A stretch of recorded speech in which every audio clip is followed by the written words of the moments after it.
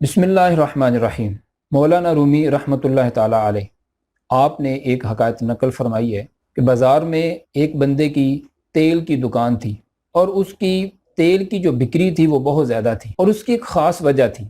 ख़ास वजह ये थी कि उसके पास एक पैरट था, तोता था, जो बहुत खूबसूरत बातें करता था और राह गुजरते लोग उस तोते की बातों को सुनते, अट्रैक्शन पैदा होती और जब दुकान के अंदर आते तो तेल भी साथ खरीद ले जाते। एक दिन ऐसा हुआ, उसकी दुकान में मुख्तलिफ कीमतों के मुख्तलिफ आयल जो थे वो शीशियों में बंद उसने रैक में सजाए हुए थे कि तोता अपनी जगह से उड़ा, फड़फड़ाया, उसके परों के साथ एक शीशी लगी जो ज़मीन के ऊपर आकर गिरी और वो तेल सारे का सारा ज़ाया हो गया।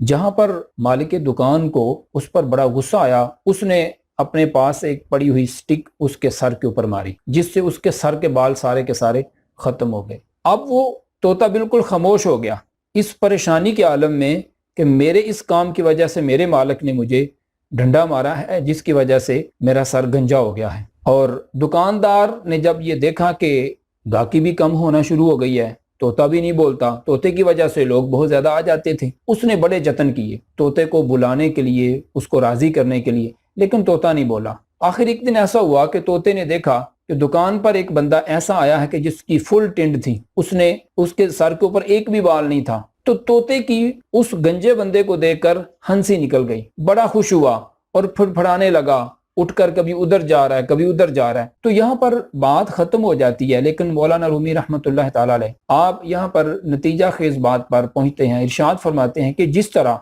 तोते को उसके जहन के अंदर ये ख्याल है कि जिस तरह मेरे सर के बाल जो हैं वो किसी गलती की वजह से ख़त्म हो गए हैं, इसी तरह पता नहीं इस सामने वाले बंदे ने कितनी बड़ी गलती की है या कितनी ज़्यादा गलतियां की हुई हैं कि इसके सर के ऊपर एक भी बाल नहीं है। हो सकता है कि उस बंदे ने अपने सर के बाल जो हैं वो उम्रा या हज अदा करने की वजह से टिंड करवाई हो, हलक करवाया हो। लेकिन आप ये बात इरशाद फरमा के फरमाते हैं दुनिया के अंदर रहने वाले लोग कुछ ऐसे हैं कि जो औलिया किराम को अपने जैसा समझते हैं, अंबिया किराम को अपने जैसा समझते हैं। उनकी उस तोते जैसी सोच है कि जिस तरह हमें गलती करने की वजह से हमारे सर में डंडा लगा और वो बाल उतर गए, इसी तरह उस बंदे के भी उतरे हैं।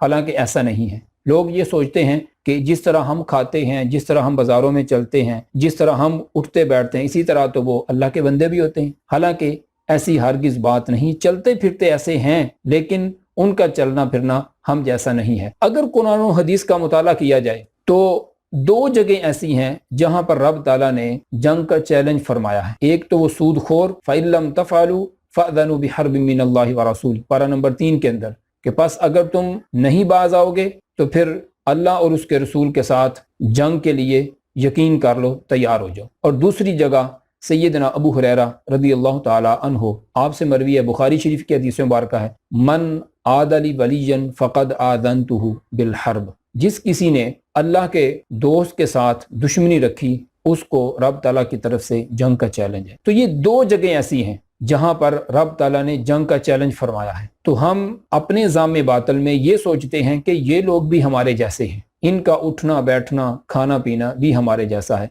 लेकिन ऐसा हरगिज़ नहीं है। अल्लाह वहदहु ला शरीक मुझे और आपको कुरान और हदीस के मुताबिक अपनी ज़िंदगी को गुजारने की तौफीक अता फरमाए और हमें ये सोच अता फरमाए कि ये जो अल्लाह के बरगुज़ीदा बंदे हैं ये हम जैसे नहीं हैं, बल्कि हमसे अफजल हैं और आला हैं।